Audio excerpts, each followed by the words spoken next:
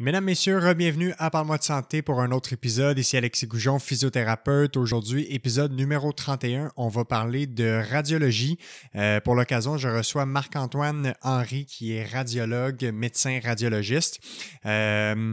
Pour ceux qui n'ont pas encore écouté l'épisode numéro 27, il y a beaucoup de liens entre l'épisode d'aujourd'hui et l'épisode 27. Donc, j'avais reçu à l'époque Tatiana Vucobrat, physiothérapeute, et le docteur René Wittmer, médecin de famille. On avait parlé des enjeux liés à l'imagerie médicale.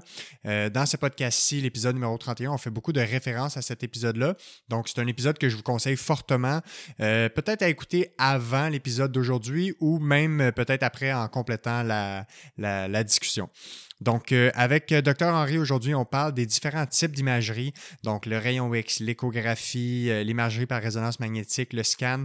On parle plus au niveau technique des différences entre tout ça, quel genre de diagnostic on va faire avec quel type d'imagerie finalement, donc quel genre de bobo ou de pathologie peut nécessiter un type d'imagerie plus spécifique. On parle aussi de l'utilisation de l'imagerie en santé, que ce soit pour le diagnostic ou que ce soit pour le traitement. Il y a beaucoup d'interventions qui se font en utilisant différentes techniques d'imagerie. On parle également des risques-bénéfices liés à l'imagerie médicale, puis on fait un peu la boucle aussi avec l'épisode 27 où on termine un peu de parler des enjeux en lien avec tout ce qui est la surprescription d'imagerie médicale, comment des fois ça peut nuire d'avoir trop de prescriptions médicales en termes d'imagerie. Puis on a aujourd'hui le point de vue de l'autre côté du miroir, si on veut, du docteur Henry, qui est vraiment le point de vue du radiologue. Donc, on avait déjà eu comment nous, on vit ça comme physiothérapeute, comment docteur Wittmer, il voit ça en tant que médecin de famille. Donc, ça boucle la boucle à ce niveau-là. Donc, sans plus tarder, je vous laisse apprécier cette conversation pour le dernier épisode de l'année 2021. Et soit dit en passant, je vous souhaite à tous et à toutes de merveilleuses fêtes. Voilà, sans plus attendre, épisode numéro 31 sur la radiologie avec le radiologiste Marc-Antoine Henry.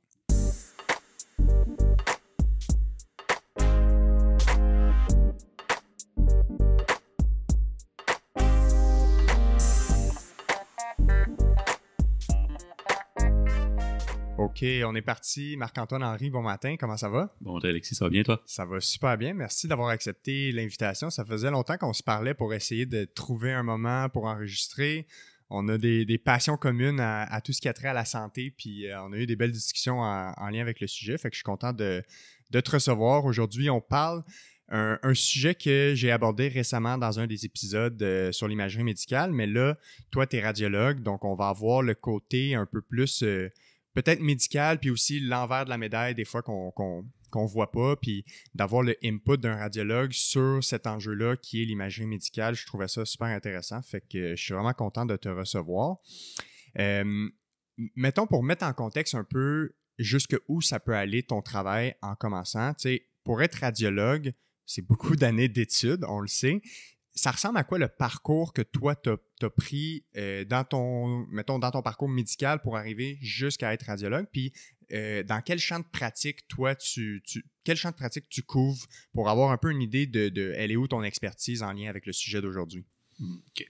Je te dirais que, comme tous les étudiants en médecine, on a plusieurs stages à faire qui nous font explorer les différentes branches, que ce soit de la gynéco, de l'obstétrique, de la psychiatrie. À travers nos cours aussi qu'on a à l'université, dans les différents systèmes, on voit toujours un volet imagerie. Fait que j'avais toujours trouvé ça intéressant, déjà sur les bancs d'école, le côté anatomie, le côté vision macroscopique des pathologies, de voir les photos de qu'est-ce qui est malsain ou pas normal sur un corps. Ouais. Fait que je trouvais ça intéressant. Quand j'ai fait mes stages en médecine, tout ce qui revenait à de l'imagerie, à de l'investigation, c'était ce qui me passionnait le plus. Fait que j'ai été porté à faire des stages à option en radiologie pour voir c'est quoi. Parce que comme toute spécialité médicale, quand on veut la pratiquer, il y a des avantages et des inconvénients. Fait que je voulais voir si ça me convenait. Ouais. Puis j'ai vraiment adoré ça. Les côtés qui m'attiraient vers ça, c'est qu'il y avait beaucoup de diversité de problèmes, que ce soit d'échographie obstétricale, que ce soit de la surveillance de cancer, que ce soit des lésions traumatiques ou de l'évaluation de personnes qui ont eu des blessures aiguës. Je trouvais ça vraiment intéressant. L'autre chose que j'aimais bien, c'était la capacité de l'imagerie médicale à ramasser les beaux cas dans un hôpital, entre guillemets. Ouais. À chaque fois qu'il y a un cas moindrement complexe ou qui est un petit peu plus étrange, il se ramasse à être investigué. Fait que c'est plus facile pour nous de voir une diversité de problèmes intéressants. C'est plus stimulant si on veut. Ouais, il y a un aspect de challenge, de diagnostic des fois quand on n'est pas trop sûr de ce qui se passe juste avec notre historique ou l'examen physique. Ouais, puis des maladies peu fréquentes mais importantes qu'on pourrait ne pas voir dans une pratique courante, bien souvent vont se faire imager. Puis à ce moment-là, moi, c'était quelque chose que je trouvais intéressant. Ouais. Qu'est-ce que j'avais appris à l'école? Je voulais le voir. Fait que je trouvais ça un peu plate d'essayer d'apprendre des choses que je ne verrais pas. Ouais, fait que je me disais, ben ça pourrait être intéressant. Fait que je suis allé en imagerie médicale. Les côtés un peu plus négatifs, je pense qu'il y en a à chacune des spécialités. La radiologie ne me dérangeait pas. Des fois, on est un peu plus en retrait. On fait un diagnostic, on ne sait pas c'est quoi l'implication sur le patient. C'est plus difficile d'avoir des suivis. Il n'y a pas grand monde qui nous dise merci, on travaille, on lit des examens, on fait des rapports, puis on se dit les rapports partent mystérieusement, ils s'en vont à séchoir sur le bureau du médecin ou du clinicien qui les a demandés. Ouais. Puis à ce moment-là, on se dit comme j'espère que ça va répondre à leurs questions. Ben c'est vrai, hein, parce que tu sais, dans le sens que toute profession dans le domaine médical a une contribution pour aider quelqu'un quelque part, mais des fois, l'aide n'est pas dans le contact direct. Tu sais, t'es comme à 2 personnes près ou à un contact près de l'aide que tu donnes parce que ça passe par le médecin de famille ou le clinicien, comme tu disais. En effet, puis c'est sûr, dans certains cas, je pense, mettons, quand on fait de l'échographie ou des interventions sur fluoroscopie, on a le patient avec nous, fait que c'est possible de le questionner, voir la dernière fois, ça vous a-tu aidé, est-ce que ça a fonctionné? Puis à ce moment-là, il y a un peu plus d'interaction, mais c'est pas la spécialité médicale. Je pense qu'il y a le plus de contact humain. Oui, c'est ça. Puis là, actuellement, toi, ça ressemble à quoi ta pratique? Parce que je sais que dans les radiologues, tu peux être très spécialisé ou surspécialisé dans un type d'imagerie précisément. Toi, concrètement, je pense que tu touches un peu à tout, mais tu as certaines expertises un peu plus pointues. Fait que concrètement, ça touche à quoi ce que tu vois régulièrement? Moi, je suis un radiologue général. Ça veut dire que j'ai fait ma résidence en radiologie de 5 ans. Je n'ai pas complété de fellow ou de surspécialité pour être, mettons, un radiologue spécialisé en imagerie de l'abdomen, en neuroradiologie ou quelque chose comme ça. J'ai une pratique en milieu hospitalier général où est-ce qu'on fait un peu de tout, que ce soit de la musculo-squelettique, de l'obstétrique, de la pédiatrie, de la surveillance oncologique ou de l'oncologie, dépistage cancer du sein, des choses comme ça. J'ai aussi des journées que je fais en clinique où est-ce que c'est un peu plus musculo-squelettique et mammographie à ce moment-là. Fait que ça ressemble à ça, ce que tu touches. Oui. Si on part dans le vif du sujet, à la base, l'imagerie médicale, qu'est-ce que ça englobe ou qu'est-ce que c'est, puis à quoi ça sert? T'sais, pourquoi on a besoin de ça pour aider la santé des gens en général? L'imagerie médicale, c'est un moyen d'investigation. Il y a plusieurs personnes qui l'utilisent, que ce soit des urgentologues, des cardiologues qui font des échographies, des obstétriciens qui font des échographies, des médecins nucléaires, des nucléistes qui font des tests en médecine nucléaire. Et chaque fois qu'un test est fait, dans le fond, c'est pour investiguer un problème ou surveiller un problème. À partir du moment où un patient a une plainte, un symptôme, un problème, il va consulter son médecin pour savoir qu'est-ce qui se passe. À partir du moment qu'il y a quelque chose qui cloche, s'ensuit un peu comme une enquête, si on veut dire, pour identifier le problème. À ce moment-là, le médecin va questionner, va examiner pour essayer de trouver c'est quoi le diagnostic. Et des fois, il va arriver à une place où est-ce qu'il peut faire des examens de laboratoire ou des examens paracliniques qu'on appelle pour tenter de documenter et préciser la source du problème. Ça peut être des prises de sang pour mesurer des hormones, quantité d'électrolytes, ou ça peut être un test d'imagerie. À ce moment-là, il va s'orienter vers c'est quoi le type de test d'imagerie qui peut plus le servir. Rayon X, échographie, scan ou résonance magnétique. Et chaque test a des forces et des faiblesses. S'il n'y a pas un test qui répond à tout parfaitement et qui donne la réponse 100% du temps, il fait que c'est au médecin à regarder comment investiguer le problème pour l'identifier. Fait que tu as mentionné pas mal les 4 tests les plus souvent demandés ou qu'on connaît le plus. Fait que les rayons X, la résonance magnétique qui est aussi appelée l'IRM, le scan et l'échographie. Si on prend ces 4-là, parce que c'est peut-être les 4 que les gens, des fois, peuvent interchanger ou se mélanger, c'est quoi le rôle de chacun de ces tests-là? Qu'est-ce qu'on cherche quand on utilise ces 4 tests-là? Ça va dépendre vraiment du problème. Je te Ouais. dirais que le rayon X puis le scan, c'est un peu la même modalité en ce sens que c'est des rayons X qui sont émis. Le rayon X, c'est un peu comme si on prenait une photo de la personne puis on voyait à travers. C'est de même qu'on voit bien les os dans un contexte traumatique. Mettons, quelqu'un s'est tombé sur l'épaule, on veut savoir s'il y a une fracture, on veut savoir si c'est luxé, on fait l'image, on les voit. Par contre, à cet examen-là, il y a beaucoup de superposition. On prend la photo puis on traverse la personne au complet. Ouais, dans le sens, c'est une image qui est écrasée en 2D. Oui, exactement.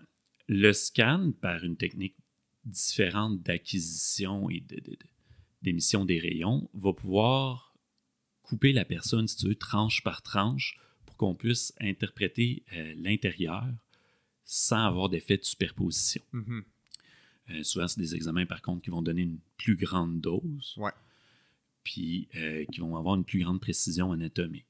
Fait qu'on pourrait dire que le rayon X, c'est un peu un examen d'entrée dans l'investigation pour certains trucs, parce que ça va répondre à certaines questions. Des fois, pour des choses plus poussées, ou lorsqu'on a besoin de voir une plus grande différenciation entre les tissus pour mieux les caractériser, on va aller faire un scan, parce qu'on est capable à ce moment-là de voir, mettons, le foie, le pancréas, les reins. Fait que ça permet de pousser un petit peu plus précisément Ouais. l'investigation quand le rayon X ne nous donne pas nécessairement la réponse qu'on espère ou quand il demeure un doute. Oui. C'est un examen qui est quand même accessible, qui ne prend pas énormément de temps, comparé, mettons, à la résonance magnétique, puis qui peut amener beaucoup d'informations. Le scan, tu parles? Oui. OK, fait que le scan est plus rapide que l'IRM. Oui. OK. Faire un scan, mettons, un scan de tête, lorsqu'on couche un patient sur la table et qu'on le lance dans le scan, l'acquisition peut prendre 10 secondes. C'est plus long de préparer le patient, il faire son questionnaire, le coucher, le positionner comme il faut, que l'acquisition des images en tant que telle. OK. Puis à partir de ce temps-là, les images sont envoyées sur ordinateur, puis le radiologue peut les consulter avec un système informatique. Oui, c'est ça. Puis ça permet de reconstituer un peu une image un peu plus précise que justement la superposition qu'on voyait à la radiographie. Ouais. C'est quoi la différence après ça avec l'imagerie par résonance magnétique, aussi appelée l'IRM? L'imagerie par résonance magnétique, le mode d'acquisition est totalement différent. Autant dans le scan, c'était des rayons X qu'on envoyait à travers le patient. Ils sont arrêtés par les structures denses. Les rayons qui passent nous permettent de reconstituer une image. La résonance magnétique, c'est un gros aimant. Il n'y a pas de radiation avec ça. Lorsqu'on met le patient à l'intérieur, c'est possible d'exciter différentes molécules à l'intérieur pour en recueillir de l'information. Fait que le concept physique il dépasse le cadre de cette entrevue-là, je pense. Ouais. Mais qu'est-ce qu'il faut en retenir, c'est qu'il n'y a pas de radiation, puis c'est un peu basé sur le champ magnétique et le magnétisme. Et à ce moment-là, on va aller chercher de l'information pour caractériser les différents organes d'une manière très différente. On peut aller caractériser le contenu en graisse, le contenu en eau, pour voir s'il y a de l'édème. On peut mieux caractériser des fois des études en perfusion. Ça nous donne d'autres informations sur l'investigation, sur qu'est-ce qui se passe à l'intérieur. Puis, souvent, mettons, nous, le côté physio qu'on connaît à l'imagerie, rayon X scan, on pense, ou rayon X, on pense plus à éliminer des atteintes au niveau osseuse, fait que fracture, ou souvent, c'est comme une première investigation si on suspecte une néoplasie, un cancer. L'IRM, on va plus penser aux atteintes des tissus mous. Fait que les déchirures tendineuses, les déchirures méniscales, ligamentaires, les disques. Oui, l'IRM va être très bonne pour voir toutes les autres choses autour de l'os. Donc, on prend une épaule, par exemple. Oui, l'os, on le voit bien au rayon X, on peut dire s'il est cassé. Mais si on veut évaluer, mettons, la coiffe des rotateurs, les tendons, la résonance magnétique, on va bien le voir. Si on veut visualiser le labrum, petite couche fibrocartilagineuse qui aide à tenir la tête humérale en place dans son articulation, à l'IRM, on va bien le voir. Dans le genou, pour les ménisques, on va bien le voir. Un ligament croisé, on va bien le voir. Fait que surtout que quelqu'un a une pathologie musculo-squelettique, quand c'est un traumatisme aigu, souvent, le rayon X aide à éliminer les grosses choses, les fractures. Puis l'IRM, au besoin, peut être un autre moyen d'investigation, voir qu'est-ce qui s'est passé dans les tissus mous adjacents, dans les tissus de support, voir y a-t-il d'autres choses qui ont été blessées. Puis des fois, on veut aller voir un peu plus précis certaines structures des articulations, puis là, on va faire ce qu'on appelle des arthro-IRM. C'est quoi la plus-value de cet examen-là, puis c'est quoi la notion différente en termes de comment on l'effectue? les examens d'imagerie avec injection de produits de contraste dans les articulations, ça peut être un arthroscan ou une arthro-IRM. L'avantage, c'est qu'on est capable d'aller mettre à l'intérieur de l'articulation avec une aiguille un produit de contraste, du colorant, si vous voulez, qui va nous aider à mieux voir l'intérieur pour bien déterminer qu'est-ce qui est atteint. Exemple, il y a une petite déchirure d'un labrum qu'on suspecte chez un patient. On fait une IRM normale, on ne le voit pas, mais cliniquement, on la suspecte. On peut piquer dans l'articulation, on met du colorant, puis on gonfle un peu l'articulation en mettant un peu de liquide. Fait que la capsule articulaire se distend et le colorant va s'immiscer à tous les endroits qu'il peut. Si le labrum qui est en contact avec la capsule articulaire est déchiré, le colorant va s'immiscer à l'intérieur, puis lorsqu'on va le prendre en photo, on va mieux le voir. Fait que c'est un peu pour voir, c'est comme si on mettait du liquide, puis le liquide, il tombe dans les cracks ou dans les fissures. Exactement. Après ça, là, on prend une photo de ce liquide-là, puis là, il y a une coloration qui ressort où ça le met plus en évidence. Oui, il y aurait un certain corollaire à faire avec un autre produit de contraste, l'iode au scan. Ouais. Des fois, pour bien voir certaines structures, on va faire une injection d'iode au patient. L'iode arrête beaucoup les rayons X, fait que ça sort très atténuant au scan. Puis tout dépendamment quand est-ce qu'on fait la photo ou le timing, si tu veux, pour le scan, on va voir l'iode est rendu où pour avoir l'information à cet endroit-là. Puis après ça, notre quatrième qu'on a, l'échographie. C'est quoi le rôle de l'échographie? C'est quoi ses différences avec, par exemple, l'IRM? Parce qu'on peut utiliser l'échographie aussi pour regarder les tissus mous. C'est quoi les avantages et les désavantages de ce type d'imagerie? Pour les 2 premiers examens qu'on a parlé, il y avait le rayon X, puis après ça, il y avait le concept un peu du champ magnétique. Ouais. L'échographie, c'est une onde sonore qu'on envoie, un peu comme des chauves-souris utilisent pour se localiser ou les dauphins. On a une sonde qu'on dépose sur la structure qu'on veut imager, généralement le ventre du patient, mettons. Ouais. Ça l'envoie une onde sonore qui est réfléchie à différents degrés de profondeur à l'intérieur du patient, puis qui retourne à la sonde, puis qui amène des informations sur quoi il a répondu et à quelle distance. Ça nous permet de recréer l'image. La première chose qui est intéressante de savoir, c'est qu'il n'y a pas d'irradiation. Mm-hmm. La deuxième chose qui est importante de savoir, c'est les structures qui sont en profondeur vont être plus difficiles à aller sonder ou imager. Fait que l'échographie est un examen non irradiant, très bon pour tout ce qui est superficiel. Surtout qu'on tombe dans des choses profondes ou des patients qui ont un gabarit plus imposant. On est plus limité à ce moment-là sur ce qu'on peut voir. Puis à partir de ce moment-là, les gens connaissent beaucoup l'échographie obstétricale parce que c'est un beau moment dans une vie et tout le monde veut voir le bébé de la femme enceinte. Exactement. Mais c'est un examen qui peut être utilisé ailleurs pour évaluer d'autres problèmes. On peut penser à des problèmes de foie, des problèmes de reins, dans des échographies plus de surface, une échographie de la thyroïde pour voir s'il y a des nodules thyroïdiens. Toutes les pathologies du système musculo-squelettique qui sont accessibles superficiellement peuvent être visibles. Ouais. Des déchirures de la coiffe des rotateurs. Tendon d'Achille, des choses tendon comme ça. d'Achille. Fait que l'échographie a l'avantage d'être accessible, non irradiant, mais pas très très bon pour les surfaces, pas les surfaces, mais les structures qu'on veut imager en profondeur. Ouais. C'est aussi un examen qui est opérateur dépendant qu'on appelle, parce que si la personne qui fait l'examen ne met pas la sonde à bon endroit pour avoir la bonne fenêtre, il ne verra pas la pathologie. Ouais, c'est ça. Fait qu'il y a un aspect technique, pratique qui, j'imagine, s'améliore avec le temps puis l'expérience clinique, évidemment. Il y a aussi le rôle de l'échographie cardiaque aussi, le rôle de l'échographie pulmonaire. L'échographie dans le contexte d'urgence aussi. Oui, exactement. C'est pas juste... je suis radiologue et on fait de l'échographie, mais il n'y a pas juste les radiologues qui font de l'échographie. C'est quand même une modalité d'imagerie que d'autres personnes peuvent faire. Mm-hmm. Ben, en fait, justement, il y a des physiothérapeutes de plus en plus qui se forment et qui ont une expertise en échographie musculo-squelettique, qui l'utilisent en clinique pour le diagnostic ou le pronostic, mais également en échographie pulmonaire. J'en avais parlé avec Rachel Brosseau dans un des épisodes sur la santé cardiovasculaire.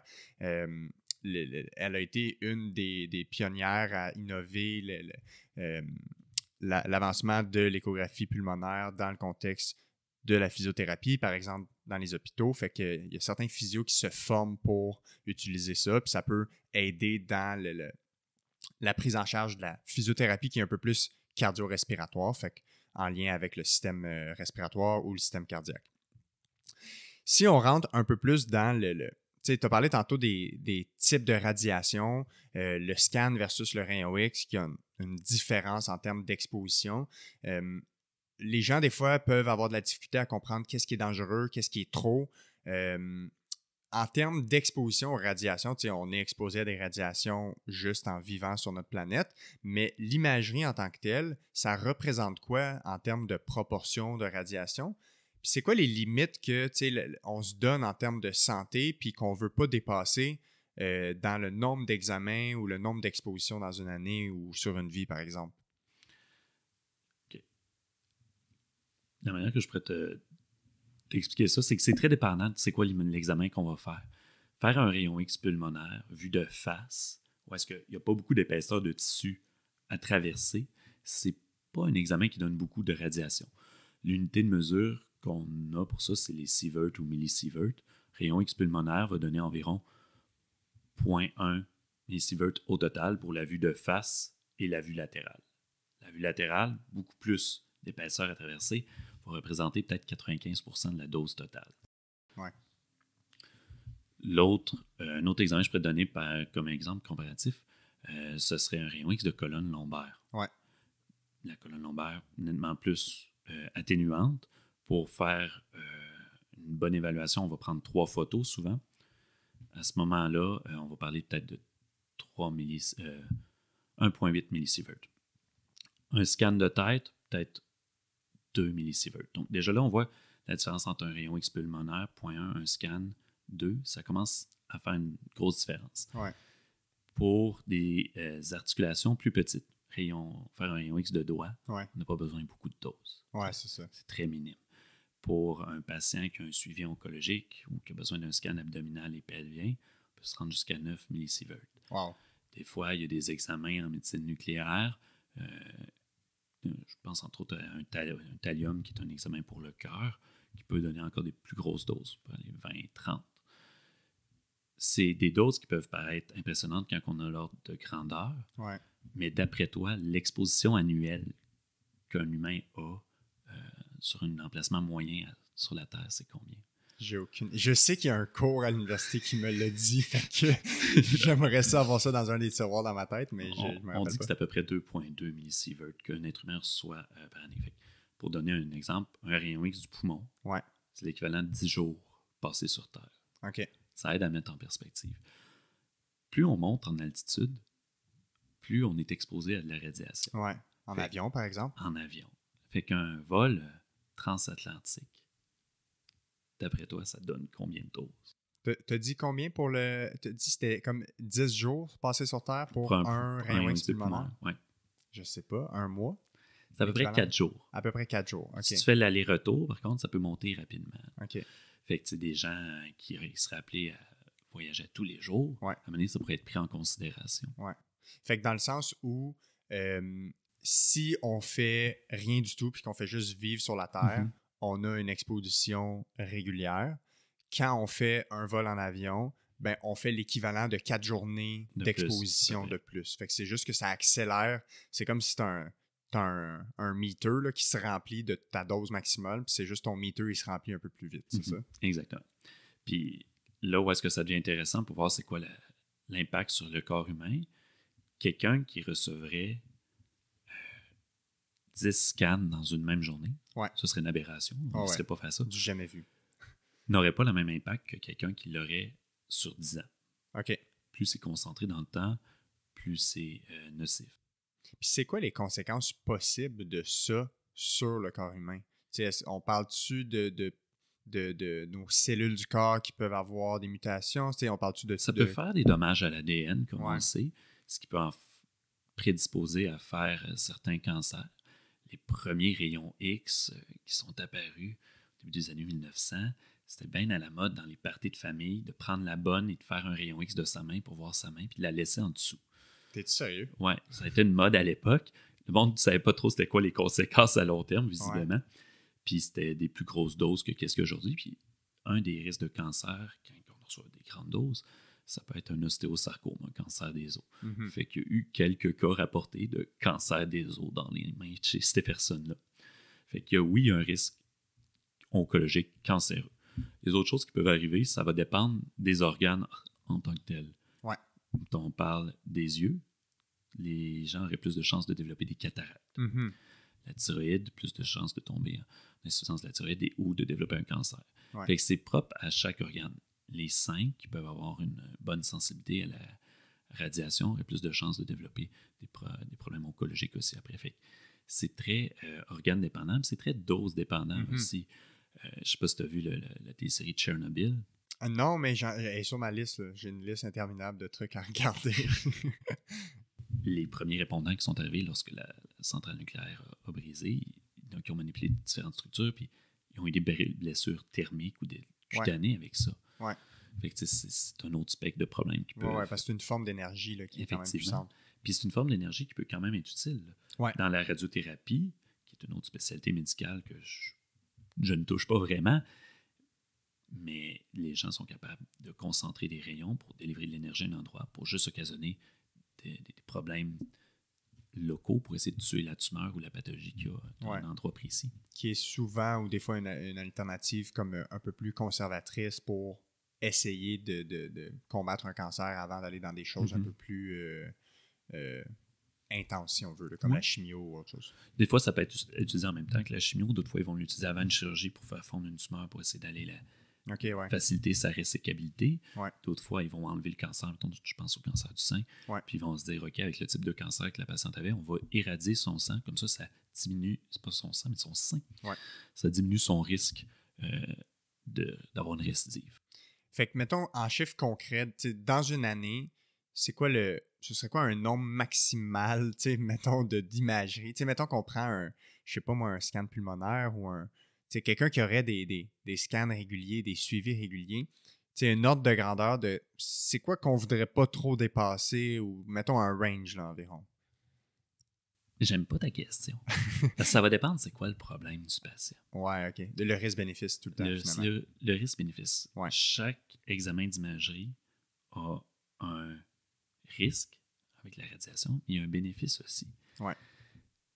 Si on suit quelqu'un qui a un cancer qui va pas bien, puis qui a besoin d'une chimiothérapie qui coûte très cher, puis qui n'est pas prouvée tout le temps efficace, puis qu'on décide de le suivre aux 2 mois avec un scan tête, cou, thorax, abdomen et pelvis, le bénéfice de savoir si le traitement fonctionne pour le continuer va dépasser le coût en radiation. Ouais. Surtout qu'on va se dire, c'est plate, on ne veut pas y donner un cancer dans 15 ans, le temps que la radiation fasse son effet et que le cancer apparaisse. Mais présentement, il y en a un qui va l'avoir tué d'ici 2 ans si on ne fait rien. Fait que c'est assez simple comme calcul à faire. Ouais. Fait que en termes de... Mais y a-t-il une dose maximale annuelle qui est comme recommandée par Santé Canada ou je sais pas trop quoi? Il y a des doses astronomiques qui disent de limiter, mais on ne se rend pratiquement jamais à cet endroit-là. Ouais, puis c'est comme tu disais, ça dépend de la concentration dans le temps puis de la concentration sur le corps. On s'entend aussi, mettons, quelqu'un a une maladie de Crohn, une maladie inflammatoire intestinale qui nécessite des suivis. On parle d'un jeune patient. Il a 20 ans, puis là, on l'a fait 2-3 scans à date. Ouais. Puis là, on va se dire, il y en a eu plusieurs dans les dernières années, il est jeune. On va y faire un entéro-IRM. On va essayer de le suivre par échographie pour voir si on est capable de bien évaluer par ces autres modalités-là non irradiantes la pathologie du patient. Fait qu'en conclusion, une IRM, une échographie, des fois les gens peuvent mélanger, mais ça ne nous amène pas de radiation. En effet. Et on ne va pas mourir d'avoir un rayon X 4-5 fois dans l'année parce qu'on s'est cogné le genou, on est tombé sur le poignet, puis je sais pas moi, on a eu une pneumonie. En effet. On n'aura pas de problème avec ça. Il y a un autre volet à ton travail comme radiologue qui est l'imagerie musculo-squelettique, c'est-à-dire de lire des radiographies, des IRM, tous les types d'examens qu'on a parlé qui servent à soit trouver ou éliminer une pathologie en lien avec l'appareil locomoteur, fait qu'on pense aux os, les ligaments, les disques, les ménisques, etc. Dans le dernier épisode, peut-être pas le dernier épisode, mais dans l'épisode sur l'imagerie médicale où j'avais reçu des collègues, on avait parlé du rôle où, en fait, on avait remis en question la façon qu'on utilise l'imagerie médicale. On en a déjà parlé ensemble. Tu abordes dans ce sens-là où il faut se questionner sur quand est-ce que c'est pertinent, quand est-ce qu'on investigue un peu trop. toi, tu es la personne qui lit ces rapports-là, qui écrit ces rapports-là, qui lit les radiographies et tous les tests. C'est une question un peu large pour commencer, là, mais est-ce que toi, tu vois certains effets néfastes potentiels de la surinvestigation? Tu sais, comment toi, tu vois ça dans ton travail, puis comment ça se manifeste dans ta réflexion en lien avec la possibilité de trop prescrire d'imagerie médicale? Bien, le premier effet néfaste, on pourrait dire, c'est que ça coûte cher au système de santé. On a un système de santé public, puis des fois, de faire certains examens qui n'amènent pas d'informations pertinentes, ben, c'est des coûts, puis c'est une perte de temps pour le personnel en santé. Fait que ça, je dirais que c'est un des premiers effets néfastes. Le deuxième effet néfaste, c'est que ça peut amener à ce qu'on appelle le surdiagnostic. Ouais. Le surdiagnostic, c'est un concept intéressant qui implique qu'on trouve lors d'une investigation, que ce soit par un bilan paraclinique quelconque, laboratoire ou par imagerie, un problème de santé qu'on ne pourra pas ignorer à partir de ce moment-là, mais qui n'aurait pas eu de conséquences sur la vie des patients. Un exemple que je pourrais te donner, c'est un monsieur qui passe, un fumeur qui passe un rayon X pulmonaire, on voit une petite tache sur le poumon, on va faire un scan, la tache négative, il n'y a rien, mais sur le scan des poumons, sur le scan thoracique, on voit une partie de la thyroïde.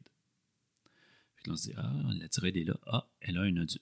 Bon, on va faire une échographie pour voir quel est le nodule. On fait l'échographie de la thyroïde, c'est pas magique, on peut pas dire ça c'est un nodule cancéreux, puis lui il est gentil, on peut pas les départager aussi facilement. Il y a beaucoup de zones grises. Puis là, on dit, on ne sait pas. On va faire une cytoponction, donc on envoie le patient pour qu'il se fasse échantillonner le nodule thyroïdien.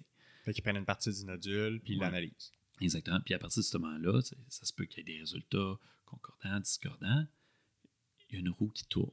Une genre de cascade. Une cascade d'événements, de trouvailles fortuites, qu'on appelle des incidentalomes. Ouais. Qu'à un année, on ne s'en sort plus. On en revient, mettons, au poumon du patient qui avait une tache. On le voit, oui, il y a un nodule pulmonaire, il a l'air bénin. Ben, il y a d'autres nodules pulmonaires qu'on voit qui sont plus petits. C'est un fumeur, donc il est à risque d'avoir des cancers. On va les suivre. Fait qu'on fait un suivi de scan thoracique 6 mois, 12 mois. Et la plupart des trouvailles fortuites sont quand même bien encadrées par plusieurs sociétés savantes en radiologie. Dans le contexte clinique approprié, il faut le suivre tant de temps. Si c'est une personne qui n'a pas de facteur de risque, mettons pour tel type de cancer, le suivi peut être plus espacé, et ainsi de suite. Mais, après ma base, c'est le premier examen qui a mené à toute cette découverte de fortuitome-là, était inapproprié. Ouais, on en a trouvé des choses qu'il a fallu suivre longtemps pour s'assurer que ce n'était pas dangereux et qui n'ont pas eu d'impact sur la vie du patient. Ouais. J'ai parlé un peu tantôt du cancer, la thyroïde, les nodules thyroïdiens. Une des études qui m'avait perturbé quand j'avais vu ça passer il y a quelques années, c'était quand ils faisaient des autopsies pour des patients morts d'autres causes que d'une pathologie thyroïdienne. Quel pourcentage des gens, selon toi, ont un cancer de la thyroïde bien différencié, donc peu agressif? 15-20%, je ne sais pas. Ça varierait entre 4 et 10%. OK. Ça veut dire que, à peu près, selon cette donnée-là, c'était une méta-analyse sur, je pense, c'était 22 000 autopsies, beaucoup de cas. Ça veut dire qu'il y avait 4% des gens qui avaient un cancer de la thyroïde qui n'était clairement pas un problème pour eux autres. Ben, si on l'avait trouvé à l'imagerie médicale, est-ce qu'il aurait fallu le traiter?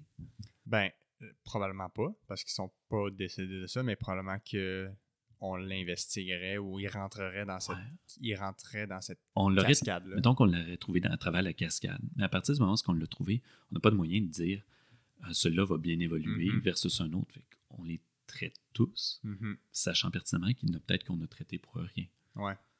Fait que ça l'amène, le surdiagnostic peut amener à un surtraitement. Ouais. Un autre exemple, c'est le cancer de la prostate. Quand ils l'échantillonnent, ils peuvent déterminer c'est quoi son niveau d'agressivité. Et quand c'est un cancer qui est peu agressif, on dit l'espérance de vie de 10 ans. Donc, le monsieur qui a un cancer de la prostate à 88 ans a également un cancer du poumon. On ne traitera pas son cancer de la prostate, sachant que son cancer du poumon va le tuer avant ça, puis que l'autre n'est pas un problème qui va avoir des implications. Ouais. Surtout si à 88 ans, déjà, dépendamment de la santé générale, peut-être qu'il n'y a pas encore l'espérance de vie de 10 ans nécessairement. Totalement. Dépendamment. Là. Fait que, il faut toujours adapter les problèmes qu'on rencontre au contexte. Mhm. C'est le fameux biopsychosocial qui nous Ouais. apprennent. C'est pas juste un cancer de la prostate, c'est pas juste un cancer de la thyroïde qu'on traite. Il y a le patient qui est derrière ça avec c'est quoi ses autres problèmes de santé, est-ce qu'on va lui nuire, et ainsi de suite. Tu m'avais déjà parlé d'une statistique qui parlait du pourcentage de tests inutiles en imagerie médicale, puis je me rappelle plus du chiffre, mais j'aimerais ça qu'on en parle un peu. On dit que c'est difficile à mesurer. Quand ils font des sondages, mettons, auprès des radiologues du Québec, quel pourcentage d'examens croyez-vous inutiles ou à travers le Canada, les chiffres qui sortent, c'est à peu près entre 25 et 30 %. Ce qui est quand même énorme. C'est énorme. C'est Imagine monstrueux. si 25 à 30 % de tes podcasts servaient à rien. Si 25 à 30 % de la nourriture que tu achetais à l'épicerie servait à rien. C'est quasiment ça qui va aux poubelles, en tout cas. Je sais qu'il y a des statistiques, là, en tout cas, sur la nourriture. Là.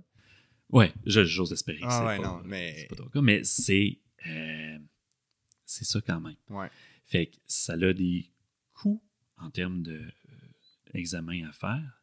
Ça l'empêche aussi, par effet congestif, l'accès à des modalités que certaines autres personnes pourraient avoir besoin. Mettons, on prend la résonance magnétique, qui est un examen qui peut prendre un certain temps, 45 minutes, 1 heure des fois. Ouais. On ne peut pas en faire 60 par jour. Fait que s'il y a des examens qui se rendent là qui sont non pertinents, bien, ils prennent la place de quelqu'un qui en a peut-être de besoin. Effectivement.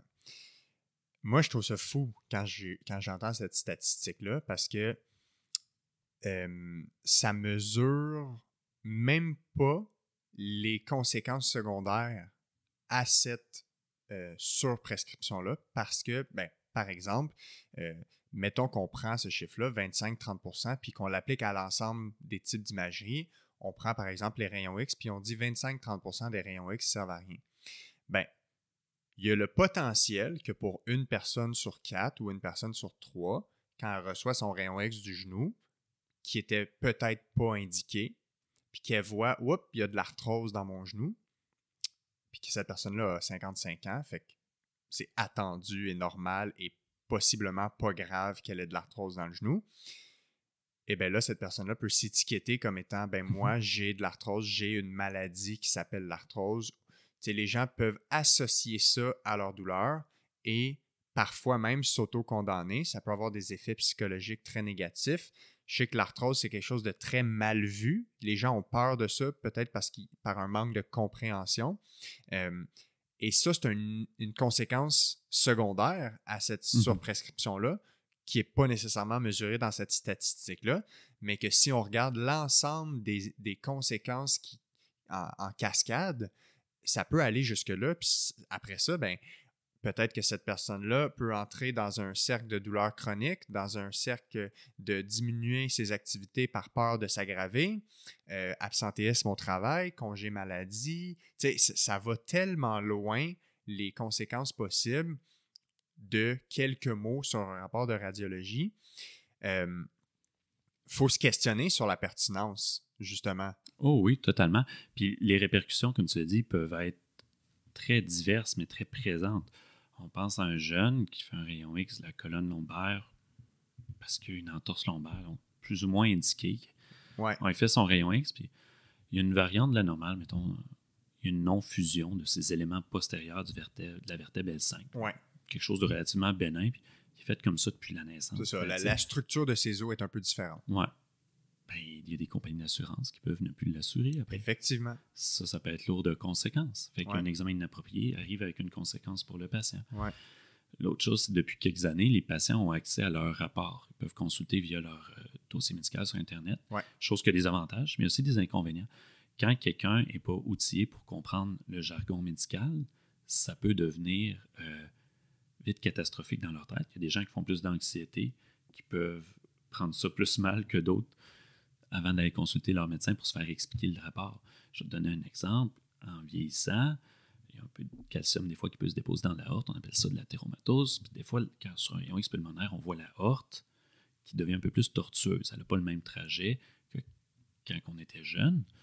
Et souvent, c'est avec l'arthrose, avec les corps vertébraux qui se tassent. La colonne n'a pas la même hauteur, fait que la horte à l'intérieur se met à devenir un petit peu plus tortueuse. On décrit ça comme un déroulement de la horte.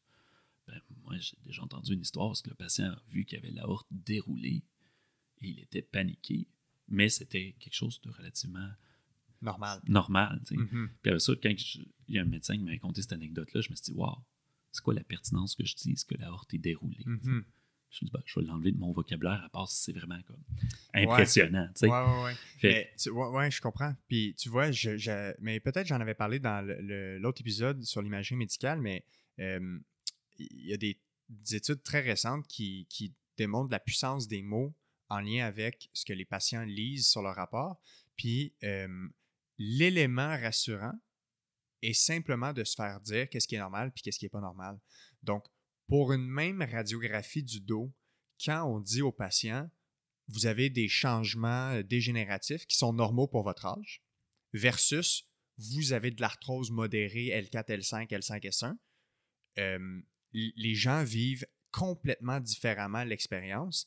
Puis les gens chez qui on leur explique pas la normalité de la chose vont avoir plus de douleur, une moins bonne fonction, plus d'anxiété, plus de catastrophisation. Totalement. Puis il faut savoir aussi qu'il y a une portion de la population qu'on va imager qui ont des problèmes de douleur chronique. Effectivement. Puis ça a été bien abordé dans ton podcast avec le pharmacien sur la douleur. Ou est-ce que ces gens-là, ils ont une composante psychologique à leur douleur parce qu'ils la côtoient tous les jours, parce qu'ils ont des attentes, parce que ça les invalide. Fait qu'ils essayent de comprendre, parce que ça a des répercussions sur leur vie. Fait que si tu leur mets des mots pires que qu'est-ce que c'est ou qu'ils ne comprennent pas, ça peut rentrer dans cette cascade-là. Ouais. Plus que je suis un jeune chez qui il y a eu un accident, il fait un rayon X, on dit t'as de l'usure dans la colonne.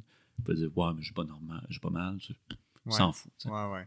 Puis, c'est ça, exact. Parce que les gens vont s'attacher à ça comme une cause de leur douleur, tu sais, quand ils ont un mot dessus. Puis, l'autre affaire, c'est que, tu sais, les termes, comme tu disais, peuvent être parfois scientifiques, tu sais. Même moi, des fois, je lis certains rapports puis je comprends même pas certains adjectifs, tu sais.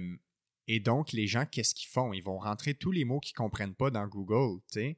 Puis après ça, on n'a pas le contrôle sur qu'est-ce qui sort. Il y a des images assez catastrophisantes qui peuvent sortir. Les gens se font des idées. On rentre dans des scénarios catastrophisants. Puis, en parallèle à ça, tu sais, souvent, c'est le médecin de famille qui a un peu le rôle de relais entre le rapport d'imagerie puis son patient. Fait qu'il va y dire le résultat. Mais le médecin, il y a 5-6 problèmes à régler dans la même séance. Il y a peut-être 12 minutes, 15 minutes, 20 minutes. Il n'y a pas nécessairement le temps pour expliquer tout ça. Et donc, ça peut se faire très vite. On peut avoir des raccourcis, malheureusement. Et la nuance d'expliquer que ce problème-là qu'on voit à l'imagerie n'est pas quelque chose de problématique, justement, n'est pas tout le temps comprise ou on n'a pas le temps d'insister là-dessus. Ça devient difficile maintenant de voir qu'est-ce qu'on devrait décrire à l'imagerie, qu'est-ce qu'on ne devrait pas décrire. Est-ce qu'on doit ajouter dans les rapports d'imagerie des conclusions du genre voici un rapport qui démontre des changements, mais qui sont normaux pour le patient. Si tel et tel symptômes sont présents, peut-être investiguer davantage. Tu sais, comment on devrait réagir? Il faut plus nuancer les conclusions. Puis on ne traite pas non plus seulement une image. Non, c'est ça. C'est sûr que sur un scan d'un patient qui a un peu mal au ventre, si je trouve un anévrisme de l'aorte abdominale qui est en train d'exploser, il va falloir traiter le patient et l'image. Évidemment. Puis si le patient dit « j'ai pas si mal que ça », ça ne me dérangera pas. Je voudrais qu'il rencontre le chirurgien vasculaire rapidement. Ouais. Mais dans d'autres cas, où est-ce que je trouve une légère arthrose, un patient de 40 ans dans la colonne, la première chose moi, que je me dis dans ma tête, c'est à corréler cliniquement. Une célèbre phrase de radiologue que beaucoup de cliniciens n'aiment pas parce que ça vient avec une certaine incertitude. Mais qu'est-ce que je vois? Pour moi, c'est pas clair que ça a une conséquence clinique sur le patient. Il faut voir, lui, comment il se sent. Il faut l'évaluer d'une autre manière.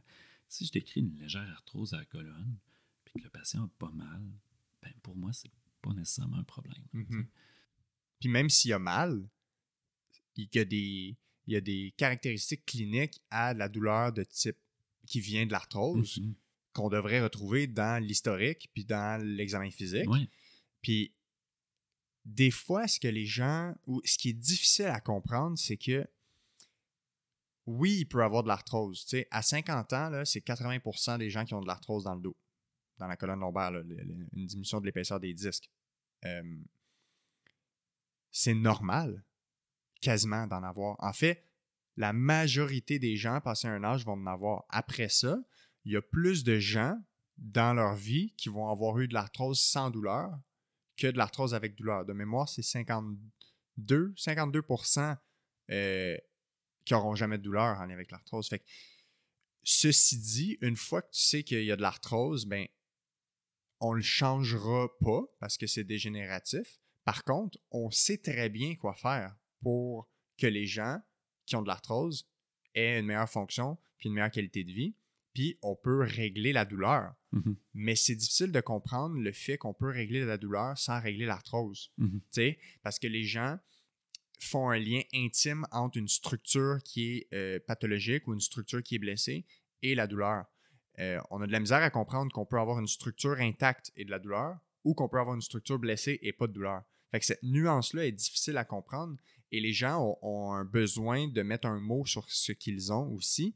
Fait que cliniquement, c'est difficile de se détacher de ces croyances-là quand les gens arrivent avec leur diagnostic et un peu cette étiquette-là. Ils s'auto-condamnent à avoir une étiquette d'arthrose, donc ils vont dire mon arthrose. Tu sais, mon arthrose, ils s'approprient l'arthrose en tant que telle.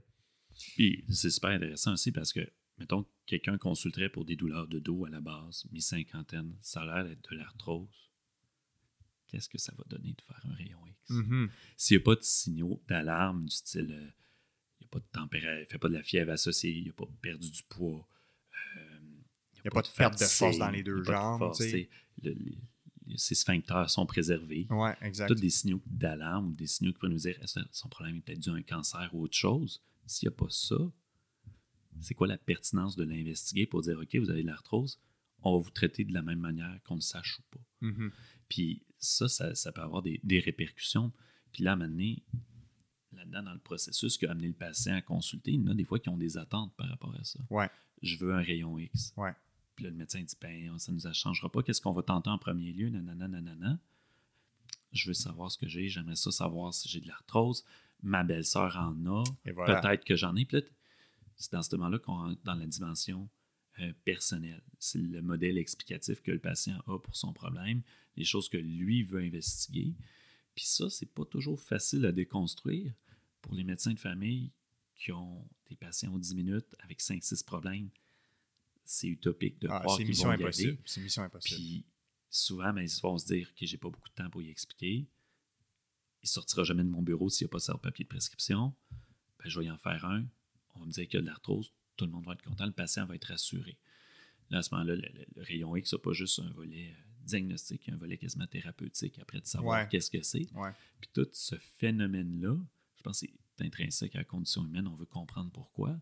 Puis c'est aussi en lien avec qu'est-ce que les gens comprennent de leurs problèmes, puis c'est quoi leurs attentes. Mm-hmm. Puis ça, c'est très difficile à déconstruire, puis c'est probablement responsable d'une proportion des examens qui sont demandés d'une manière inutile aussi.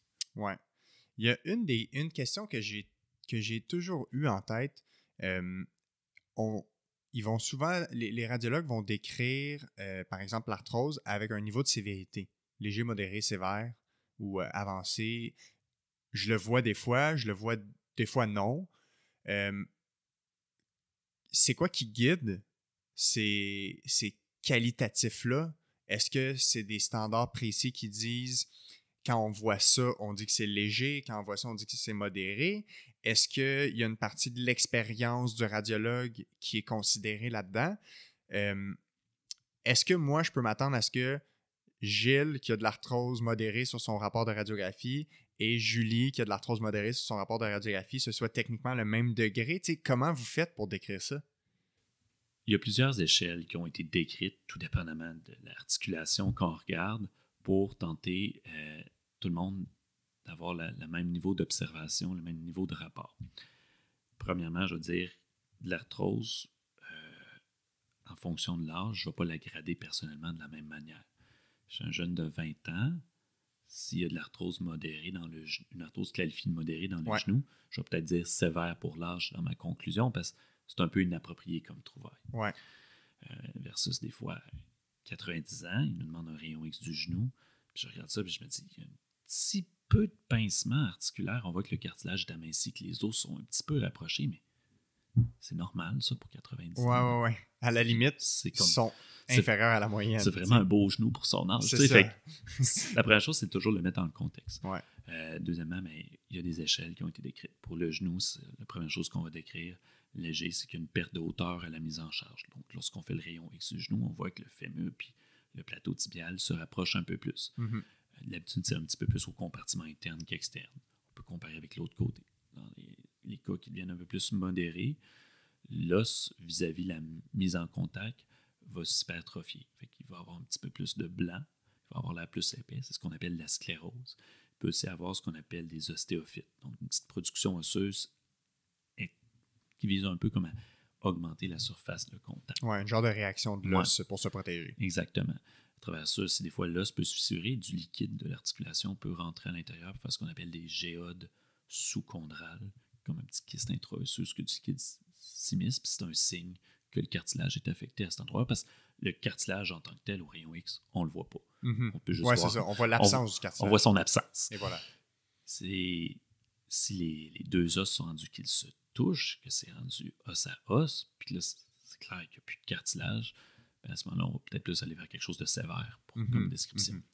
Ouais. Qui est peut-être quelque chose de plus rare qu'on croit, parce que on a en tête, dans la population générale, que l'arthrose, c'est « OK, j'ai plus de cartilage, je suis os à os », alors que l'arthrose, c'est un phénomène, tu sais, qui... C'est un spectre, c'est un continuum. Elle peut être légère ou est-ce qu'il y a une légère anomalie de signal. Exactement. Une légère anomalie du cartilage en superficie. On voit que la première couche de cellules, si on veut, est comme un peu amochée. On ne voit pas la couche, mais on voit son effet. Ouais. Puis d'autres fois, on va voir qu'à d'autres places, il est ulcéré. Il manque un trou dans le cartilage à cet endroit-là. Mm-hmm. Puis j'invite les gens, s'ils veulent comprendre l'arthrose de fond en comble, à écouter l'épisode, je ne sais pas trop lequel, 6, 7, 8 ou 9, quelque part là-dedans, avec Anthony Theoli, où on parle d'arthrose pendant, je pense, 1h15. Fait qu'il y a des critères qui sont définis pour dire léger, modéré, sévère, mais il faut tout le temps le mettre en contexte avec l'âge du patient, peut-être même les comorbidités, déterminer, OK, c'est-tu normal que cette personne-là ait ce type d'imagerie-là? Toi, dans ta pratique, est-ce que tu vis le dilemme de quand est-ce que je décris, qu'est-ce que je décris pas, est-ce que je mets tout ce que je vois, est-ce que je mets pas tout ce que je vois? Puis aussi, j'imagine qu'au niveau déontologique, vous avez le Collège des médecins qui régit vos pratiques. Est-ce que vous êtes tenu de tout décrire? Est-ce qu'on est tenu juste de décrire? Est-ce qu'il y a une pertinence clinique pour la santé du patient? Comment toi, tu dois dealer avec ça? Je vais classer, premièrement, pour répondre à la question, je vais classer les trouvailles en significatives ou non significatives. Ouais. Si un patient passe un rayon X de la colonne lombaire pour des douleurs chroniques, il y a 60 ans, puis sur le rayon X, je vois qu'il y a un anévrisme de l'aorte calcifié qui fait 5 cm, c'est ce qui est gros et qui nécessite une attention particulière, je vais le décrire absolument. Ouais. C'est une nécessité, puis je vais faire envoyer le rapport en priorité pour que ce soit flagué, pour que ce soit pris en charge tout de suite avant que ça cause des problèmes plus importants. Même s'il ne venait pas pour ça, nécessairement. Pas pour ça. C'est une trouvaille que toi, tu vois. Fortuite, mais lourde de conséquences. Et significative. Significative. Si ce n'était pas un problème avant qu'il ait son rayon X, présentement, c'est un problème qu'il faut qu'il soit dressé rapidement. Ouais. Par la suite, il y a toutes les autres trouvailles, celles qui peuvent aider le clinicien. On est tenu de décrire ce qu'on voit. C'est sûr que si on juge que pour nous, c'est non pertinent, ça n'a pas vraiment de conséquences. Devant certaines images, certains radiologues peuvent être plus inspirés dans la description que d'autres. On peut imaginer quelqu'un de très méticuleux, très pointilleux, qui va vouloir décrire chacune des trouvailles, qui peut faire un très long rapport où est-ce qu'il va tout décrire qu'est-ce qu'il y a, puis sa conclusion va être pas d'arthrose significative. Mm-hmm. Mais il va avoir un rapport détaillé, mais dans la conclusion, il va dire rien en particulier. Là, ce serait un exemple de rapport parfaitement adéquat où est-ce que le radiologue a fait son travail, il a mis une conclusion. Il y a peut-être plus d'écrits que d'autres. Il y en a d'autres qui peuvent être plus succincts, voire lapidaires dans leur style de rapport, puis ils vont dire comme léger pincement disco multi-étagé pour dire que oui, ça commence à faire un petit peu d'arthrose, mais c'est tout ce qu'ils décrivent. Fait qu'on est tenu de décrire ce que l'on voit, mais si ça n'a aucune pertinence, aucune implication pour le patient, moi, personnellement, j'essaie de me limiter le plus possible. Puis des fois, ça nous donne des dilemmes quand même intéressants. Je pense entre autres au podcast de Mme Moreau sur les pieds, quand elle parlait des épines de lin noir, qu'on sait que quelqu'un peut avoir des épines de lin noir puis peut avoir de fasciite plantaire, puis quelqu'un peut avoir de douleur, point. Ouais. Puis qu'il y en a d'autres qui ont une fasciite plantaire sans épines de lin noir. Ça change strictement rien dans la prise en charge. Puis des fois, je reçois des demandes de rayon X, puis c'est marqué « épines de lin noir, point d'interrogation ». Je me dis, qu'il y en a une. C'était la question, je vais y répondre, mais c'est quoi la pertinence? C'est utile? T'sais, à ce moment-là, ça, c'est un peu plus touché. Dans ces moments-là, moi, je me dis, s'il y a un doute clinique quant à une fasciite plantaire, qu'on n'est pas certain, on pourrait aller voir le fascia avec une échographie. Mais c'est-tu utile ou pas? Est-ce que j'en dis trop ou pas? Je recommande ça un examen pour rien. Le médecin qui va recevoir ça dit, c'était clair qu'il y avait une fasciite plantaire. Je ne demanderai pas l'échographie. On va peut-être dire ça. Pour moi, c'était clair qu'il y avait une fasciite plantaire, mais une échographie est peut-être recommandée. On va demander l'examen. Ouais. Mais c'est ça, tu vois, le plus gros défi en lien avec toute cette discussion-là, puis la discussion de l'épisode précédent sur l'imagerie médicale, c'est justement ce fameux dilemme de j'ai un patient devant moi, puis le médecin de famille, il veut aider son patient. Le patient, il vient, il dit, garde, j'ai mal au talon. J'ai mal au talon, je ne suis pas capable de marcher, je ne suis pas capable de courir, je ne suis pas capable de faire mes activités. Il arrive avec des attentes, puis il veut une solution. La première solution qu'il veut, c'est un diagnostic. S'il n'y a pas un nom sur la structure atteinte, dans mon expérience, là, comme physio, 90% des gens ne sont pas satisfaits s'il n'y a pas un nom sur la structure puis qu'ils peuvent voir une image de qu'est-ce que c'est. Ils veulent savoir qu'est-ce que c'est exactement. Donc ça, c'est la première attente. Ils cherchent cette solution-là. Et donc, on va demander, par exemple, dans cet exemple-là, le médecin pourrait prescrire radiographie, épine de lin noir, point d'interrogation. Dans le seul but de pouvoir dire au patient, OK, tu as une épine de lin noir, c'est ça qui fait mal. Ceci dit, le fait de confirmer que c'est une épine de lin noir ne change rien au plan de match ou au plan de traitement. Si c'est un patient qui a une douleur, qui est musculo-squelettique, puis qui n'a pas d'autres causes, la majorité des médecins, si on voit que le patient n'est pas capable, n'est pas outillé ou ne s'améliore pas, ils vont référer en physiothérapie. Et le physiothérapeute va évaluer les mouvements, les problématiques, il va évaluer la fonction et va bâtir un plan de traitement basé sur les limitations et la fonction et le mouvement. Pas basé sur l'épine de lin noir. Il n'y a personne qui traite l'épine de lin noir dans la vie. On ne traite pas ça en tant que tel. On traite quelqu'un qui a de la misère à mettre de la mise en charge. Il y a des exercices qu'on peut faire pour ça. Mais un exercice qui enlève l'épine de lin noir, à ma connaissance, ça n'existe pas. Ça n'existe pas. Je n'ai jamais vu un orthopédiste sauter sur un patient pour y enlever son épine de lin noir. Exactement. Et de toute façon, c'est un peu un mythe ou c'est un peu catastrophisé autour de l'épine de lin noir parce qu'on sait que ça n'a pas de pertinence avec les gens qui ont mal au talon. Mais c'est ça la difficulté. C'est qu'on utilise l'imagerie médicale beaucoup pour satisfaire les attentes des patients ou peut-être même, il y a certains médecins, évidemment, ils veulent se rassurer des fois qu'il n'y a rien d'autre. Puis ça, c'est une des indications très nécessaires de passer une radiographie ou d'investiguer davantage. Mais c'est difficile parce qu'on vit dans un domaine médical ou on vit dans un monde médical, puis là, je parle des douleurs musculo-squelettiques, qui est basé sur l'anatomie, sur la structure.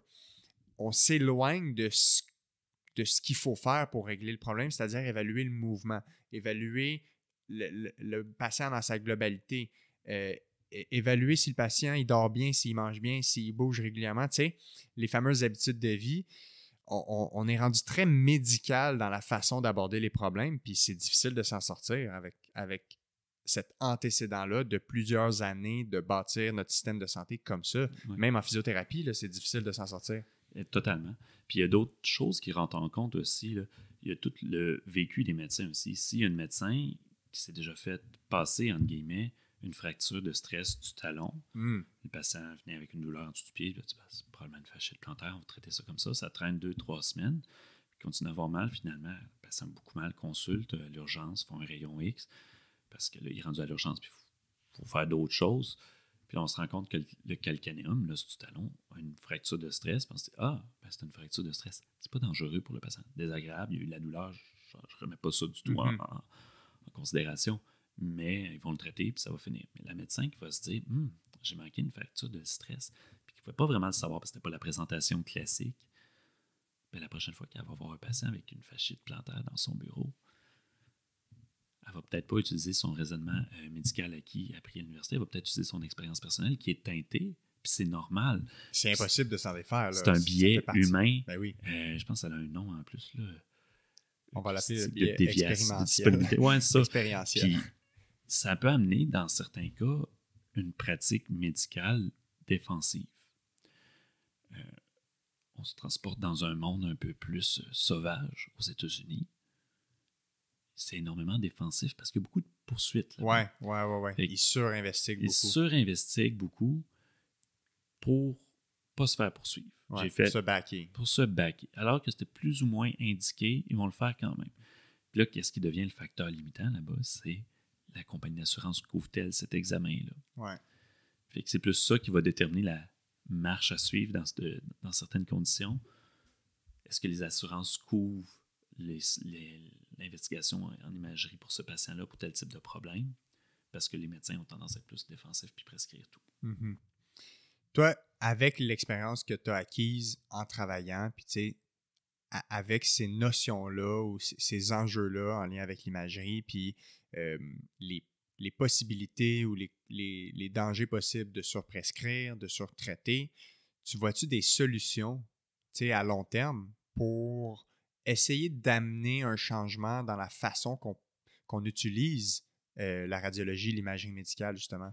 Je dirais qu'il y a deux pistes de solutions intéressantes. La première concerne un peu plus l'évaluation de la pratique médicale, la formation médicale continue. On sait que le présent gouvernement avait voulu fonder, pré-COVID, l'Institut de la pertinence pour être sûr que les examens demandés soient pertinents puis émettre des recommandations. Fait que je pense qu'il y a une grosse partie qui passe par là, qu'il faut que les docteurs, tant radiologues que médecins, regardent c'est quoi leur pratique, c'est-tu normal, est-ce que c'est bien fait? Non, puis qu'ils agissent là-dessus. L'autre partie de la réponse passe pour moi dans le niveau de connaissance que les patients ont de leurs problèmes. Mm-hmm. Je crois que plus un patient est apte à comprendre son problème, plus il est apte à faire les bons choix pour lui, ce qui implique, dans le cas présent, ne pas nécessairement se faire investiguer en imagerie médicale. Ouais. Puis ça passe par, une éducation de masse qui permettrait aux patients d'être plus aptes à juger de leurs conditions puis à trouver les bons problèmes. Quand quelqu'un a mal à l'épaule, présentement, il va appeler son médecin de famille, il va peut-être attendre 4 semaines pour aller le voir, va endurer son mal, versus s'il pouvait aller voir un physiothérapeute tout de suite. Mm-hmm. Ça pourrait peut-être accélérer le processus. Ouais. C'est un exemple de pratique médicale où est-ce que les gens sont... pas de pratique médicale, je voudrais dire, mais c'est un exemple de comment que le patient aborde son problème par rapport au système de santé. S'il y avait peut-être plus de connaissances, si la physiothérapie était accessible, ouais. ce serait peut-être plus pertinent. Mm-hmm. Le parcours des patients dans le système de santé pour arriver à la solution qui règle leurs problèmes n'est pas toujours une ligne droite. Ça peut être assez serpigineux des fois. Puis, une des manières de s'assurer que ce soit mieux, je pense, c'est peut-être de favoriser une plus grande connaissance des patients. Ceci étant dit, c'est facile à dire, mais c'est difficile à faire. La personne qui n'est pas dans un domaine de la santé, pour lui, ce n'est pas nécessairement des informations qui sont accessibles, un peu comme pour un constructeur de devenir comptable ou de comprendre la comptabilité. Des fois, et vice-versa. C'est pas toujours aisé. Fait que c'est ça, je pense, qui est une des grosses étapes à faire. Puis si on regarde le cursus médical indifférencié des gens à l'école secondaire, on a eu un peu de biologie humaine, puis c'est à peu près tout. Ouais. Fait qu'on a eu un peu d'enseignement à travers les cours d'éducation physique, santé sexuelle, des choses comme ça, mais je trouve que c'est pas assez. Puis ça, on rentre dans un domaine de la médecine qui s'appelle la prévention, mieux informer pour mieux prévenir, que c'est prouvé que c'est excessivement rentable de faire ça, mais que ça prend du temps avant de voir les résultats. Mm-hmm. J'ai souvent, je dis souvent dans les épisodes, puis à mes patients, dans ma pratique, l'outil le plus puissant que j'ai, puis celui que je voudrais jamais pouvoir me départir, c'est l'éducation, c'est l'explication du problème, c'est donner des conseils, rassurer, dire qu'est-ce qui est grave, qu'est-ce qui est pas grave. Puis je juge encore à ce jour que mon intervention la plus pertinente jour 1 avec quelqu'un qui arrive, c'est la réassurance. Tu sais, quand tu roules en voiture, là, puis que tu entends un bruit dans ton auto, puis tu as l'impression qu'à tout moment, tu as un pneu qui peut lâcher, c'est excessivement anxiogène si tu n'es pas garagiste, mécanicien, puis tu comprends pas. Mais si tu reconnais le bruit, puis tu te dis, ah, c'est juste un petit peu ma roue qui est désalignée, puis c'est pas grave, le volant va vibrer, il n'y a pas de danger. Tu comprends c'est quoi. Moi, quand j'ai mal dans la vie, je sais pas mal tout le temps qu'est-ce que je dois faire, mais aussi, je sais pas mal tout le temps c'est quoi la cause, le problème, parce que c'est mon métier, c'est mon domaine. Fait que c'est très rare que je peux être inquiet d'une douleur. Mais quand tu sais pas qu'est-ce que c'est, tu sais, l'absence d'information, c'est stressant. Tu sais, Sonia Lupien décrit les 4 éléments qui peuvent contribuer à un stress, puis là-dedans, il y a l'absence de contrôle, tu sais, ou la perception d'absence de contrôle. Ben, quand tu ne sais pas quoi faire pour gérer ton mal, tu n'as aucun contrôle dessus, c'est stressant, c'est anxiogène. Fait que c'est un espèce de cercle vicieux qui devient difficile à gérer. Fait que, tu sais, je comprends les gens de vouloir des réponses puis des solutions. Il y a une immense pression sur les médecins de famille pour répondre à ce besoin-là. Mais les médecins de famille ne sont pas outillés pour gérer ça de A à Z, les douleurs musculo-squelettiques. Puis, on ne peut pas leur demander ça. Ils ont tellement d'autres choses à gérer, mais c'est le seul accès gratuit que les gens ont à leur système de santé. Ça, puis l'urgence, tu sais. Ouais. Puis tu l'as dit, pour réassurer quelqu'un, ça prend des connaissances, ça prend aussi du temps. Et voilà.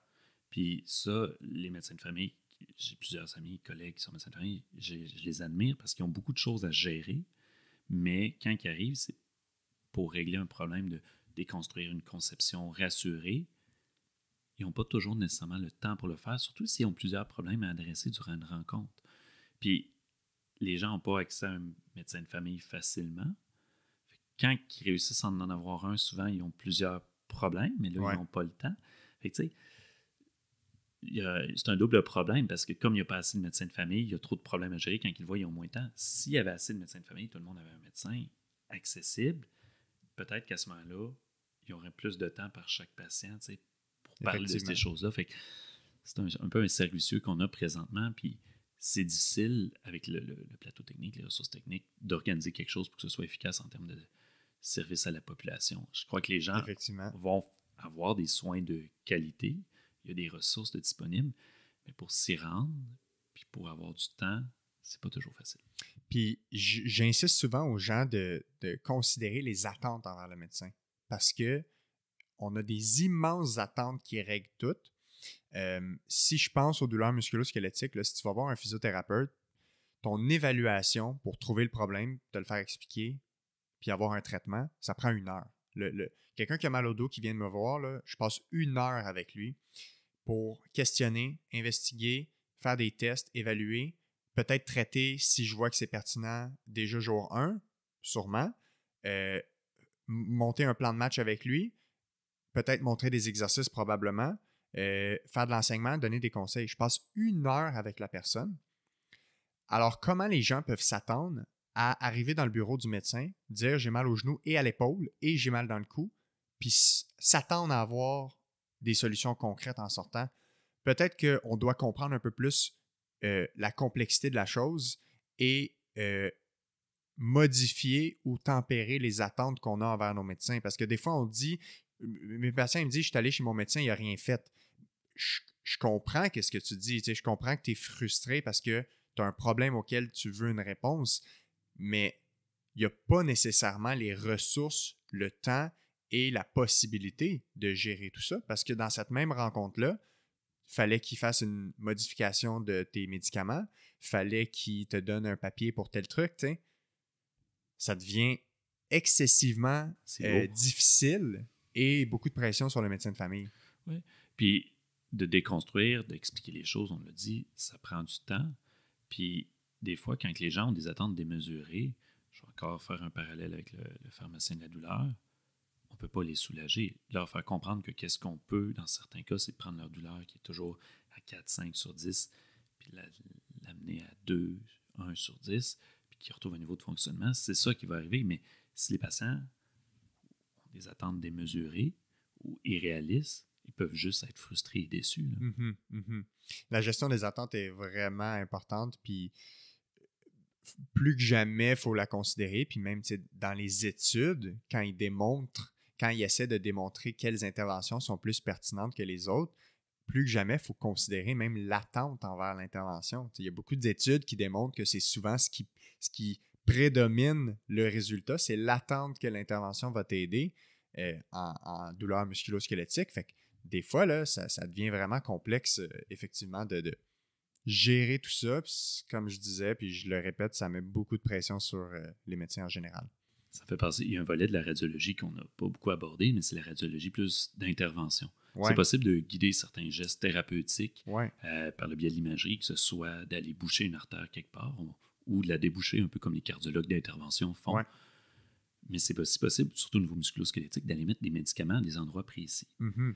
Et là, on rentre dans le fabuleux chapitre de la cortisone. La cortisone. C'était le dernier point que je m'étais mis à l'horaire. Puis, moi, j'en fais dans mes pratiques. On met des fois de la cortisone dans les épaules des gens. Des fois, c'est parce qu'ils ont de l'usure et que ça leur fait mal, ils ont de l'arthrose. Des fois, c'est pour d'autres choses. Les patients viennent nous voir. La cortisone va diminuer la douleur, va diminuer l'inflammation, fait qu'elle vient avec un soulagement. Mais si la cause sous-jacente, soit l'usure ou un mauvais fonctionnement de l'articulation, n'est pas réglée, lorsque la cortisone ne fera plus effet dans 2, 3, 4, 5, 6 mois, la douleur revient. Mm-hmm. Puis là, les patients reviennent nous voir pour une deuxième injection. Puis là, on repique dans l'épaule, on remet la cortisone. Ça vous avait soulagé la première fois, madame? Ben oui, ça a duré un bon 3 mois, mais c'est revenu. Qu'est-ce que vous avez essayé d'autre pour votre épaule, madame? Ben, mon médecin m'a donné des anti-inflammatoires. Avez-vous déjà fait de la physiothérapie? Non, pas encore. Puis là, je suis là à me dire, j'éteins un feu avec la cortisone que je mets dans l'épaule pour qu'au bout du compte, le problème sous-jacent n'est pas adressé. Puis que ça va revenir. Puis là, j'explique aux patients, puis on s'entend, j'ai 5 minutes moi, avec eux autres quand je fais ça. Ben, vous devriez essayer ça, c'est la première ligne de traitement, puis j'essaie de saisir. Si c'est quelqu'un de rationnel, je dis, vous devriez aller voir un physiothérapeute, ça fonctionne, c'est la première ligne de traitement, ça peut beaucoup vous améliorer. Si je suis avec quelqu'un qui est un peu plus émotif ou quelqu'un qui est un peu plus dans sa douleur, je vais essayer de m'adapter avec un discours un peu plus émotif. Je dis, allez les voir, essayez-les, ils font des miracles. Là, je rentre dans un jargon un peu plus établi pour créer une attente envers la physiothérapie puis les inciter, les motiver. Mais c'est des gens qui ont eu des infiltrations, des injections de médicaments intra-articulaires puis qui n'ont pas essayé le premier traitement de base qui va peut-être plus les améliorer au bout du compte. Oui, exact. Puis souvent, dans la pyramide des interventions possibles, dans les douleurs musculo-squelettiques, on essaie toujours de commencer avec le plus conservateur possible. C'est-à-dire, si on n'a pas besoin de planter une aiguille dans l'articulation puis qu'on est capable de guérir le problème, on commence avec ça. Donc, tu sais, à tout le moins, puis là, on s'entend, des fois, il y a des cas de douleur extrêmement aiguë. Tu sais, on parle par exemple d'une capsulite en phase chimique inflammatoire, que les gens ils sont même pas capables de dormir la nuit. Là, les études démontrent clairement que l'infiltration de cortisone est très efficace et indiquée en aigu, en phase chimique, puis qu'après ça, ça permet de calmer la douleur puis d'aller faire de la physiothérapie. Mais ça ne devrait pas être la première chose à laquelle on pense tout de suite. L'infiltration devrait pas être la première ligne. Pour certains problèmes, c'est merveilleux. On peut penser à un autre problème, la tendinopathie calcifiante de la coiffe des rotateurs, quand il y a des dépôts de calcium qui se déposent, qui peuvent être inflammatoires, qui font mal, puis se localisent dans le tendon. Il y a des patients qui vont faire de la physiothérapie avec ça, puis ça ne les améliore pas beaucoup. Fait qu'à ce moment-là, nous autres, des fois, ils nous sont réveillés, puis on voit qu'ils ont un bon chunk de calcium. C'est possible pour nous d'aller avec une aiguille piquer là-dedans pour essayer de le morceler, d'enlever une partie. Puis ça favorise sa résorption, ça part plus vite, et après ça, la physiothérapie peut embarquer. Puis même, il y a beaucoup de fois dans les tendinopathies calcifiantes que le calcium peut se résorber seul avec le temps. Fait que ça dépend aussi du niveau de limitation. Puis encore une fois, comme tu disais tantôt, des fois, c'est juste que la cause de l'irritation n'a pas été investiguée et adressée. Donc, par exemple, si c'est le tendon calcifié qui fait mal, puis qui accroche ou qui frotte pendant l'élévation de l'épaule, ben peut-être qu'il y a certaines musculatures qui ne travaillent pas de façon efficace, puis qu'en optimisant la façon de bouger, on est capable de changer la douleur. Fait que, tu sais, effectivement, il faut régler la cause. C'est comme si c'est un trou dans le plafond. Tu ne vas pas mettre du duct tape. Ben, tu peux en mettre, mais il va pleuvoir, puis à un moment donné, ça va recouler. Mais réparons la toiture. Mhm. Mais ça coûte plus cher, puis ça prend plus de temps. Oui. Fait que souvent, c'est ça l'enjeu. On aime ça quand on peut avoir des résultats rapides. Oui, le fameux donne-moi du chimique qui fonctionne. Ouais, c'est ça. En conclusion, ce serait quoi tes 2 ou 3 messages clés en lien avec ce qu'on a discuté aujourd'hui que tu aimerais que les gens retiennent par rapport aux enjeux discutés? L'imagerie médicale peut être un outil d'investigation très puissant dans le contexte approprié. Mm-hmm.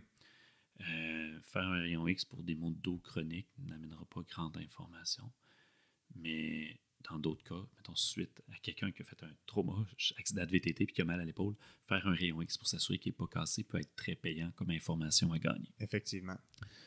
Ça, ce serait pas mal le message clé. Le deuxième message, c'est pour chaque examen d'investigation qu'on fait, que ce soit en imagerie médicale ou en laboratoire, il y a toujours un risque de surinvestigation. Il y a toujours un risque de base, que ce soit en lien avec les radiations. Fait qu'avant de faire une investigation, je pense qu'il faut toujours peser les risques et bénéfices puis regarder c'est quoi qui l'emporte. Mm-hmm. Fait de même, je te dirais que c'est pas mal les deux messages clés. Les 2 messages clés, je pense que pour l'imagerie. Puis le troisième point, c'est quand les gens ne savent pas, quand les gens ont des questionnements, je pense d'acquérir une information basée sur des données probantes est probablement ce qui peut les aider le plus à prendre des décisions, que ce soit des patients qui veulent demander à leur médecin est-ce que je devrais passer un IRM pour mon genou parce que j'ai mal, ou que ce soit un médecin qui ne sait pas qui a un doute quant à investiguer un problème à un certain moment. Je pense que plus les gens se parlent, puis plus les gens mettent à l'épreuve leur raisonnement et leur fonctionnement, plus les gens peuvent apprendre de ça. Oui, effectivement. La meilleure combinaison de notre expérience clinique et des données de la littérature scientifique qui nous disent comment guider la pratique. Mm. Fait que merci énormément pour cette super discussion. Je pense que ça montre l'autre côté de ton côté de l'imagerie médicale, tu sais, que moi je connais pas puis que je vois pas. Puis je pense que ça va bien compléter la discussion que j'ai eue dans l'épisode précédent sur l'imagerie médicale. Puis au bout du compte, je pense que les cliniciens, les gens qui prescrivent ou qui reçoivent les rapports que nous, on vit en quelque part la même réalité. Ouais. Beaucoup plus qu'on le pense. Ouais, peut-être différemment, mais il y a assurément des enjeux communs. Puis au final, tout le monde veut juste aider la personne qui demande à être aidée. Travailler dans le beurre ou faire des choses qui ne servent pas à grand-chose, il n'y a personne qui veut ça. Non, effectivement. Fait que merci beaucoup, puis au plaisir de se reparler. L'épisode devrait être diffusé quelque part à l'automne, fait qu'on s'en reparlera en temps et lieu. Parfait. Merci beaucoup. Salut. Ciao.